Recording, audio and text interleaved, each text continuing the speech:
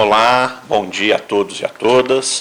Estamos aqui no espaço da ADUFO Seção Sindical para fazer a leitura da Carta às Brasileiras e aos Brasileiros em defesa do serviço das servidoras e servidores públicos. Isso foi uma iniciativa aí do FONASEF, uma chamada do FONASEF e de outras entidades sindicais.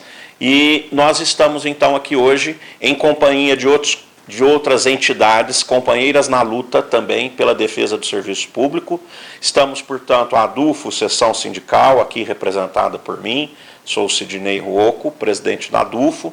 Temos aqui também o companheiro Robson, coordenador-geral do Sintet-UFO, Sindicato dos Trabalhadores Técnicos Administrativos da UFO.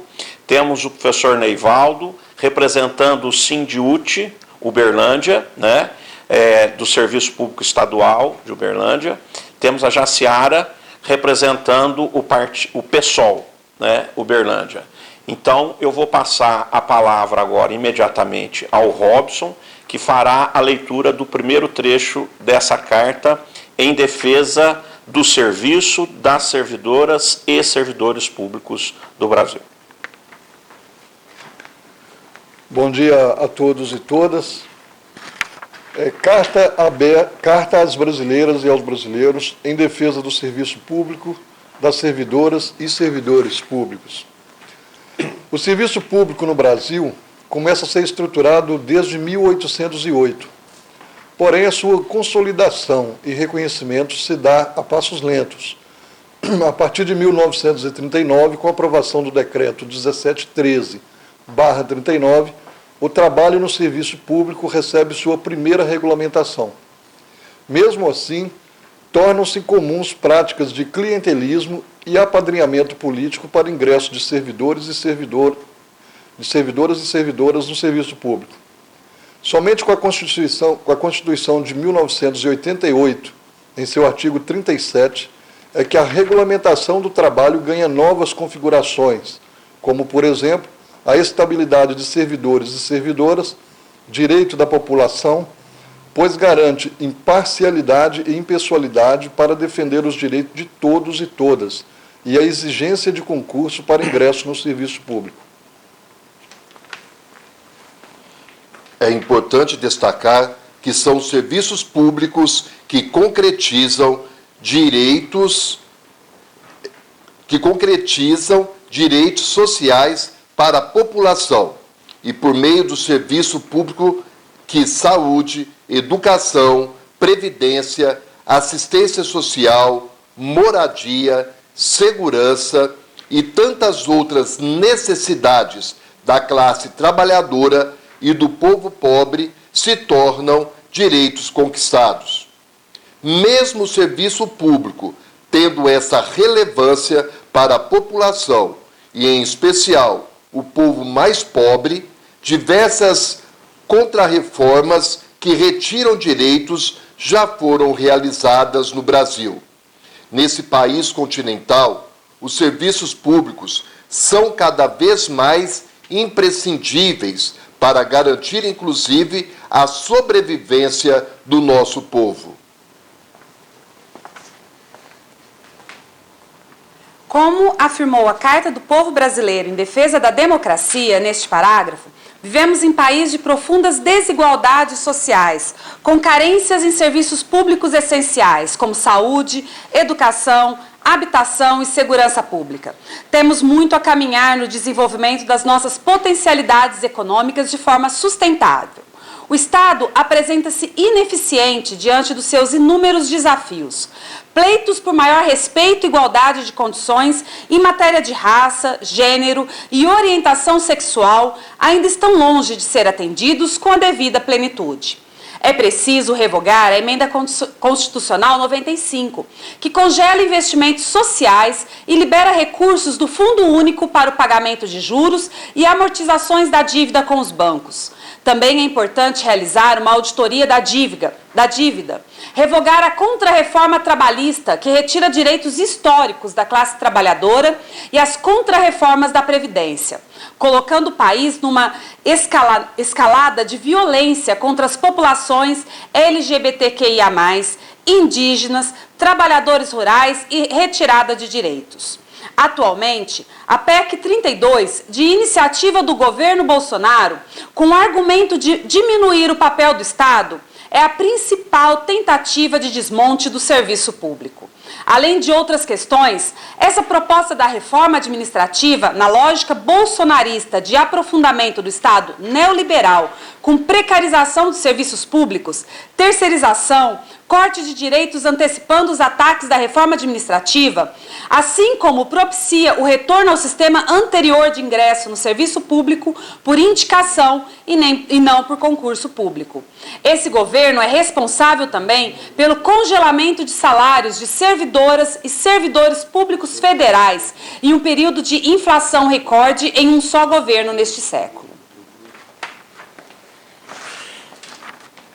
Precisamos defender e construir um serviço público que atenda às demandas da sociedade brasileira, em especial da classe trabalhadora e do povo pobre, acima dos interesses privados. Defender democracia é defender políticas públicas para a população em situação de vulnerabilidade, as liberdades democráticas e os direitos da população, é defender a manutenção, a ampliação e os investimentos nos serviços públicos. E para que isso ocorra, é necessário que tenhamos servidores e servidoras públicas qualificados e bem remunerados. O desmonte do serviço público corrobora com o aumento das desigualdades sociais.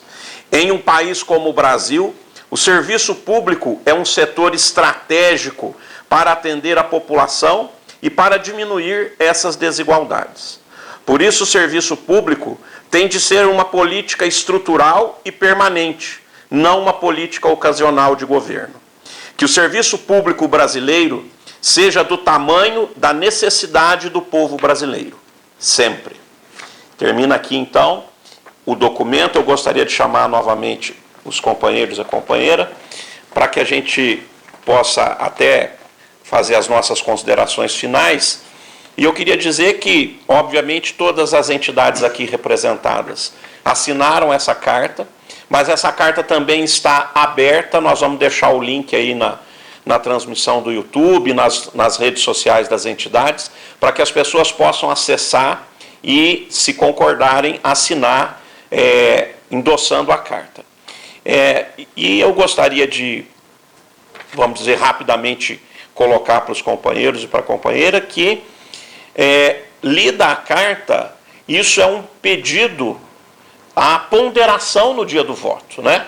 Nós estamos fazendo aqui o mais legítimo debate político, não eleitoral. Estamos falando de debate político, mas que certamente tem consequências eleitorais.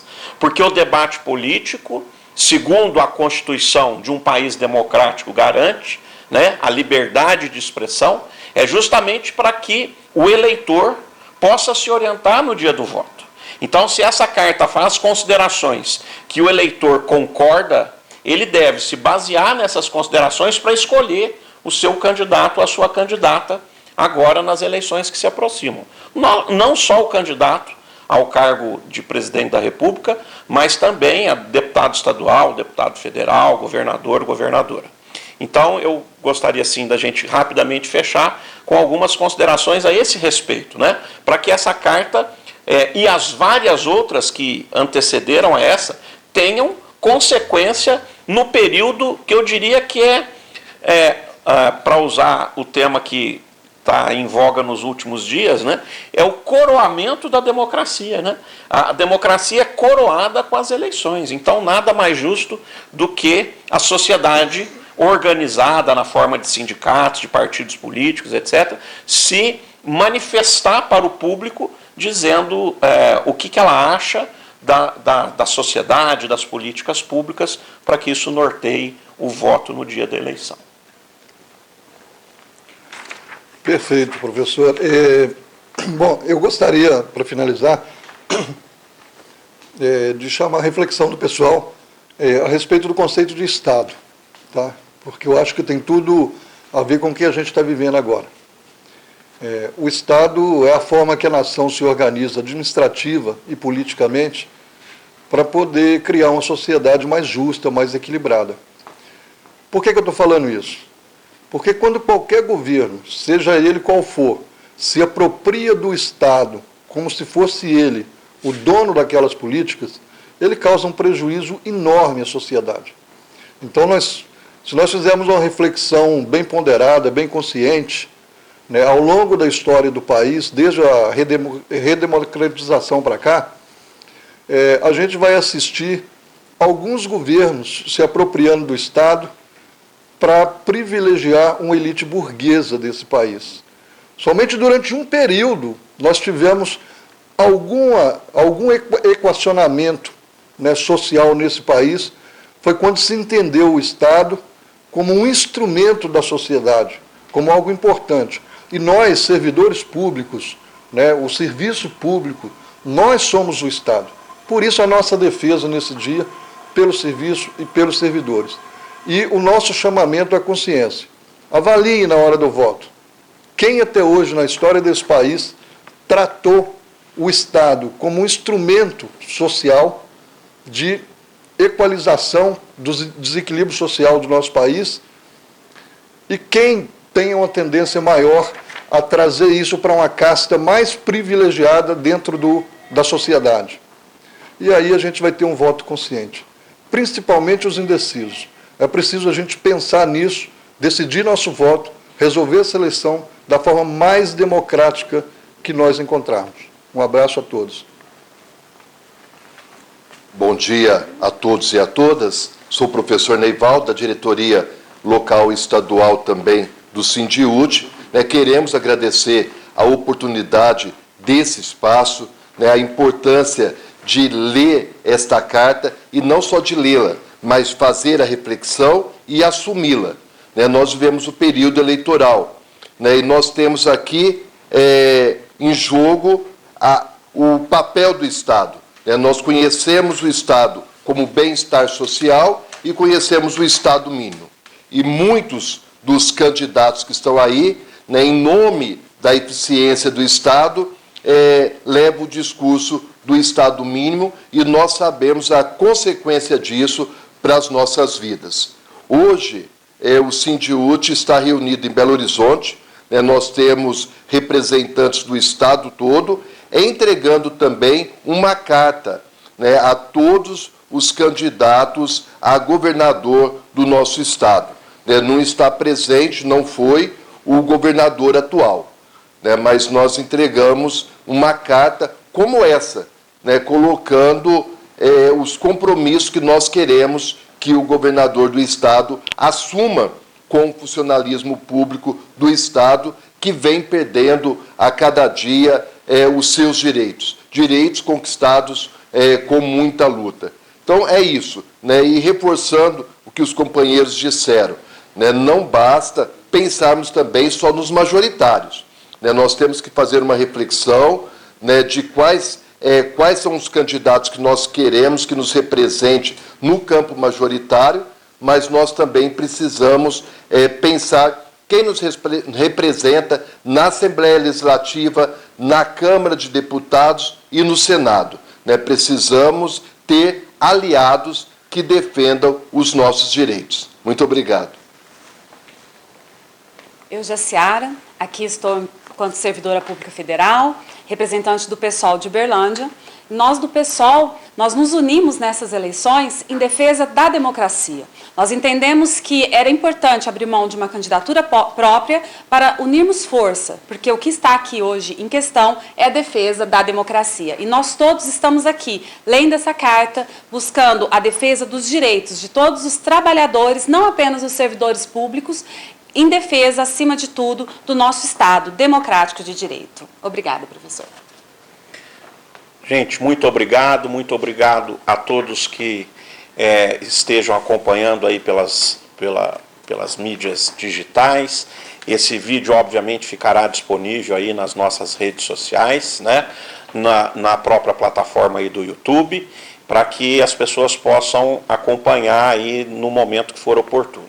Então, dessa forma, agradeço imensamente a presença dos companheiros e da companheira aqui, e faremos outras atividades. Esperamos, né, estar juntos aqui para fazer outras atividades de cunho político, de cunho, eu diria até esclarecedor, neste momento tão importante, como disse a Jaciara, para a democracia, para o Estado democrático de direito aqui no nosso país. Muito obrigado e até a próxima.